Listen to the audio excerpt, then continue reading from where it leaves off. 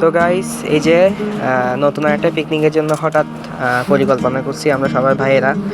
এই যে অর্থাৎ চিকেন কষা এবং সাথে কোয়েলের ডিমটা এখনও আনি নেই, ইনি অবশ্য ভিডিওতে দেখানো হবে। এই যে দেখুন আমাদের দেবাঞ্জন দাদা জাল দিচ্ছে, অর্থাৎ আঁচ দিচ্ছে, আঁচ বাড়াচ্ছে কমাচ্ছে।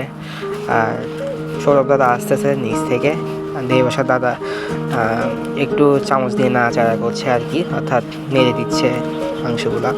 এই যে আঁচ দেওয়া হচ্ছে নিচের থেকে প্রতিনিয়ত। আর আমি তো জানেন ভিডিও করছি আপনাদের একটু দেখানোর উদ্দেশ্যে, এই যে একটু পাশ থেকে দেখানোর চেষ্টা করছি, কারণ যেহেতু আগুন জ্বলছিল সেই জন্য ব্রাইটনেসটা ওঠানামা করছে, সেই জন্য।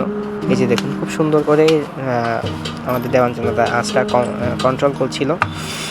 এই যে পাশে দেবাঞ্জন দাদা বসেছিল, আর এদিকে দেবসার দাদা আবার একটু হাতা দিয়ে অর্থাৎ চামচ দিয়ে একটু মেরে দিচ্ছিল যেন পোড়ার লেগে না যায় আর কি।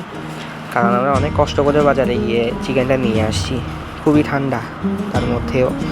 এই যে ফুল ভিউ দেওয়ার একটু চেষ্টা করছি চিকেনগুলার। এই যে এখন আমাদের সৌরভদা চলে আসছে, সৌরভদা এখন দেখতেছে বাকি পুরো রান্নাটা। মূলত সৌরভদার থেকেই পিকনিকটা করা। এই যে করতে করতে একটা সমস্যা হয়ে গেল যে দেখছি যেটা দিয়েছি আমরা অর্থাৎ পাতিল আর কি, সেটা একটু নড়ে গেছিলো। পরবর্তীতে আবার দেবাঞ্জন দাদা, সৌরভ দাদা এবং আমি তিনজন মিলে কোনোভাবে জোগাড় লাগিয়ে আবার সেট করে ফেললাম। তারপর এই যে আবার আঁচ দিলাম, আবার রান্না শুরু, এইভাবে চলছিল আর কি।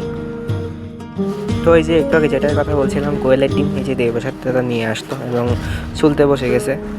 আর এই যে দেখুন চিকেনটার ফাইনাল রেজাল্ট, এই যে ধনেপাতা দেওয়া হয়েছে উপরে গার্নিশের জন্য, একটু চেষ্টা করছি দেখানোর এই আর কি। এই যে সৌরভ দা আছে, দেবসার দাদা আছে, আর অন্য পাশে আছে দেবাঞ্জন দাদা। এই যে তারপরে এই যে একটু গরম দিয়ে নিচ্ছিলাম খাওয়ার আগে। দ্যাটস অল আজকের জন্য এতটুকুই।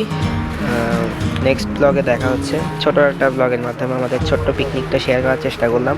সবাই ভালো থাকবেন।